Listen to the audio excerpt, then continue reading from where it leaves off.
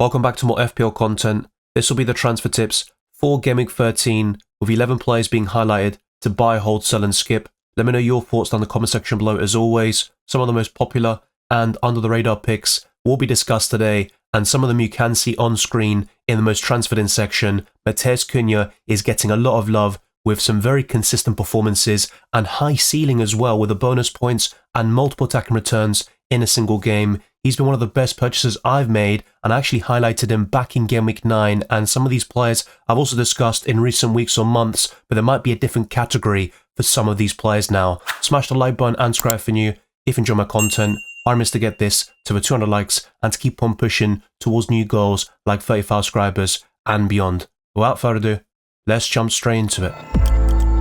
Cole Palmer has blanked in 4 out of the last 5 games in the Premier League, which is very surprising stuff. But with Chelsea's fixtures until Game Week 20, essentially until the turn of the year, I think Cole Palmer is worth investment. And in a time where people are actually selling Cole Palmer, I think you should be buying him, and at the very least, hold on to one of the best assets in Fantasy Premier League. I still rank him higher than pretty much every single midfielder, with the exception of Mohamed Salah. You can definitely make a case for Bukayo Saka, with Arsenal also having great fixtures, but I think the sweet spot would be to have all 3 of those in your FPL team. But there are so many different ways to play this game this season, and you don't have to go for Cole Palmer. The same goes for even Salah, who is the best FPL asset at this moment in time. Cole Palmer has 7 goals and 5 assists this season, with 32 key passes and 86 FPL points. His ownership is still very high, but it has dropped in recent weeks, and as a result, his price is now 10.9 million. He does face Aston Villa at home next, which is marked as a kind of average fixture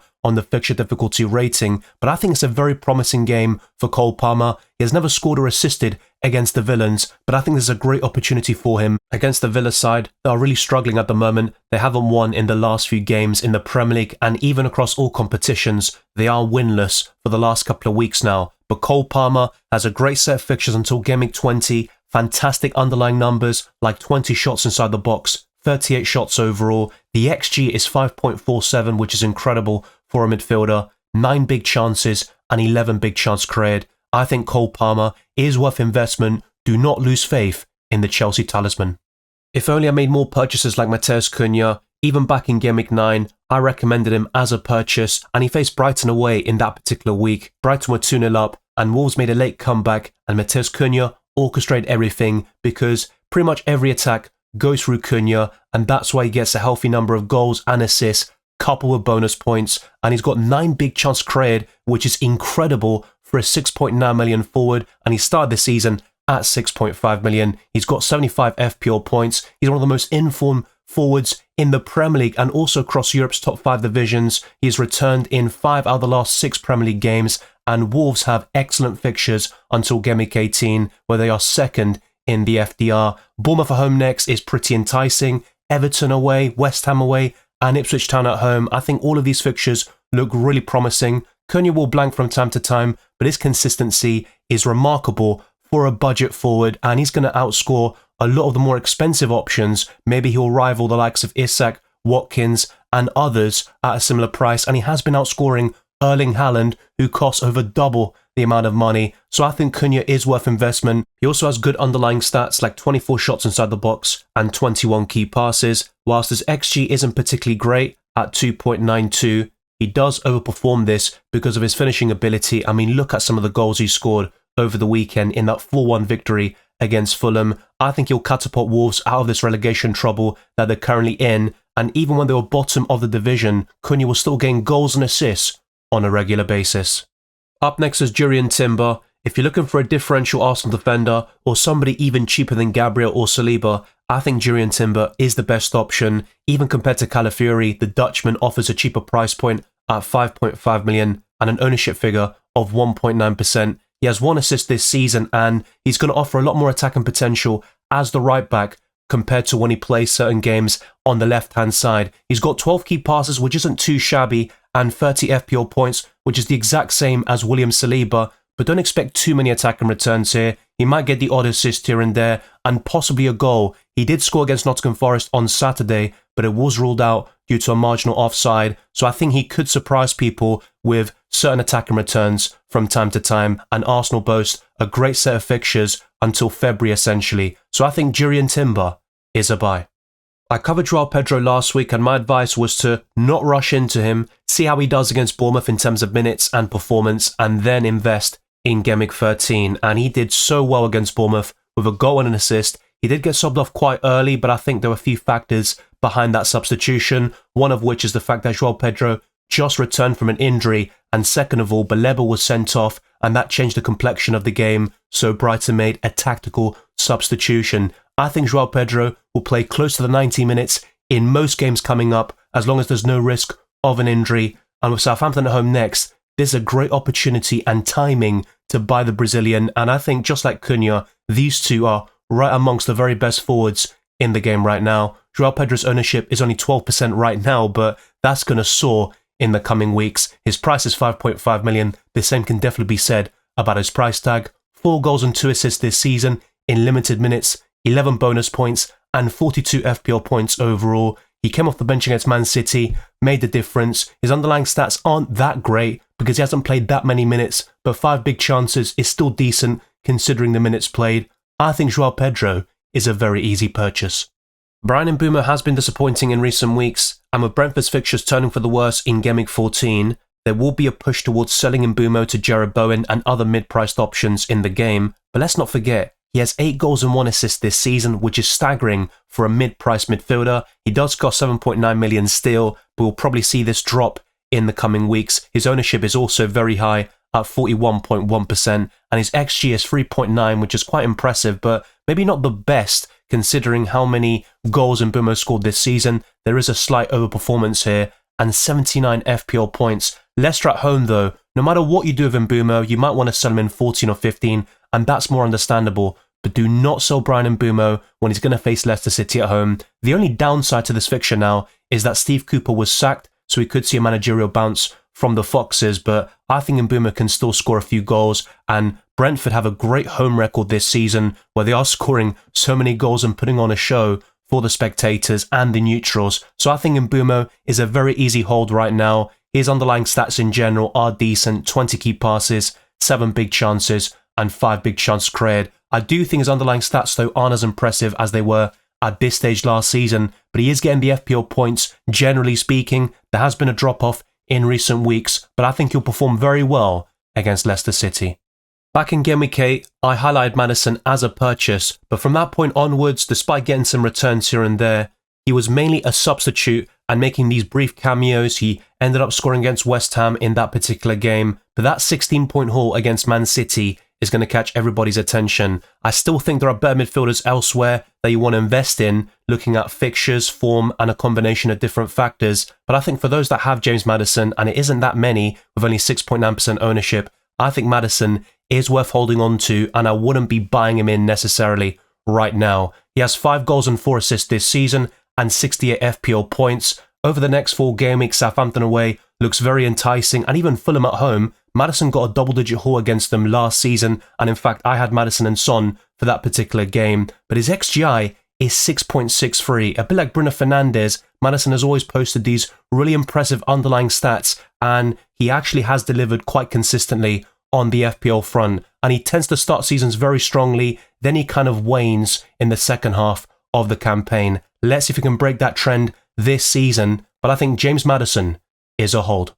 Over the last couple of weeks, I've recommended skipping Nottingham Forest assets, including Sells, Aina, and Chris Wood, but if you have these players, definitely hold on to them against Ipswich Town at home. Now, Chris Wood was benched against Arsenal in that 3-0 loss, but there are 2 reasons for that. Awani has a great record against the Gunners. He had scored in 3 consecutive games against them, including in both matches last season, and Chris Wood had a lot of travel distances with that 24-hour flight from New Zealand to England, so he didn't have much rest or training sessions, and I think he'll be fully rested and recharged for this Ipswich Town at home fixture. He did make a cameo against the Gunners regardless, didn't make much of an impact, but I still think Chris Wood is a very good striker and FPL asset. He is probably sellable though from Game Week 14 onwards, and if we have to make a direct comparison between Wood and Mbeumo, I'd be more inclined to keep Mbeumo because a lot of his fixtures are quite promising from an attacking perspective, and I do think Nottingham Forest will struggle with the downgrade in fixtures that we have seen in recent weeks. But Chris Wood has 8 goals this season,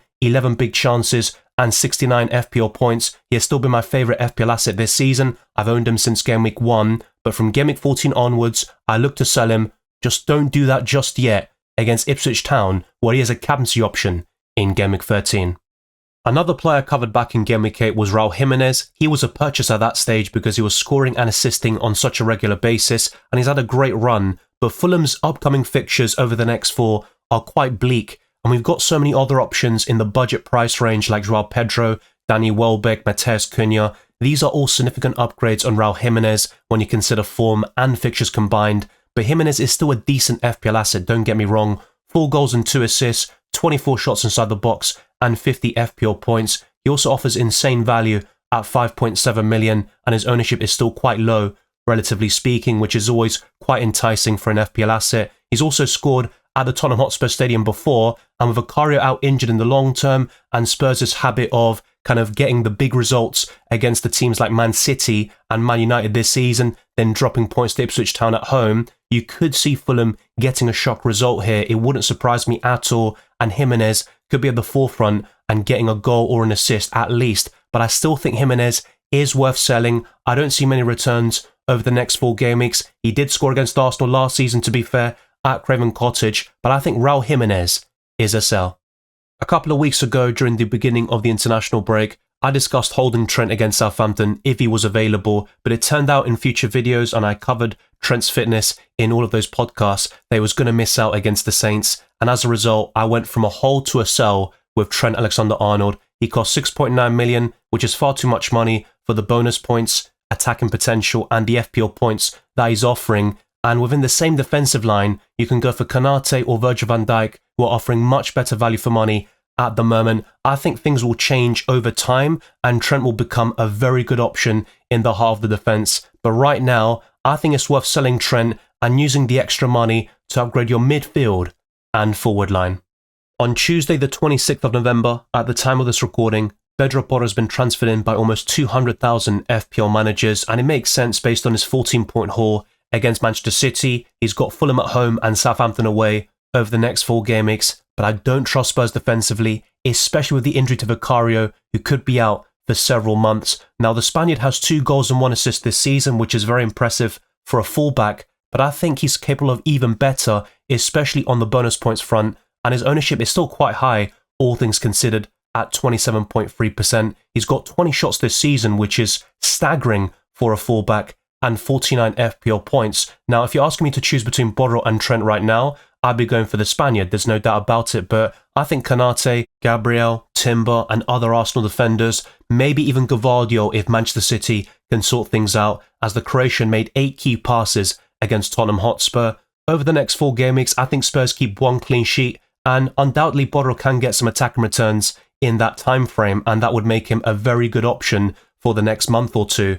But I think Spurs kind of work backwards. They can do really well against the best teams in the country, and then in those plum fixtures like Southampton away, they end up somehow conceding multiple goals or dropping crucial points in their quest for the top 4. So I think Pedro Porro is a skip. The 11th and final player covered today is another fullback in Luca Dean. I've been asked a lot about him in recent streams and videos, and I've always said I'm not keen on Luca Dean. I think he's worth skipping, and I'm going to say the same thing. It's very clear now after his benching in Game Week 12, and Aston Villa don't keep enough clean sheets to really merit that investment. They've got great fixtures from Game Week 14 and beyond, and that could be a case for going for Konsa, Emi Martinez in goal, or Luca Dean, and he's got by far the most attacking threat of those defenders, so he can get some assists, and there will be the odd occasion when Luca Dean goes big and gives you a very healthy return with bonus points, but I don't think he's worth it. There are other budget defenders who offer more consistency in terms of FPL returns, clean sheets, and maybe even attacking potential. So I think Luca Dean is worth skipping. His ownership is over 10%, and his price tag is 4.7 million. And over the next 4 game weeks, I think Southampton at home, looks quite set on for a clean sheet, but even with Aston Villa, they can be quite suspect at times and drop points or concede goals when you least expect them to. I don't think Dean is a terrible FPL asset, but if you do know him by now and you've played FPL or all these fantasy formats for a couple of years, he is a bit of a troll, and I don't think that will really change anytime soon.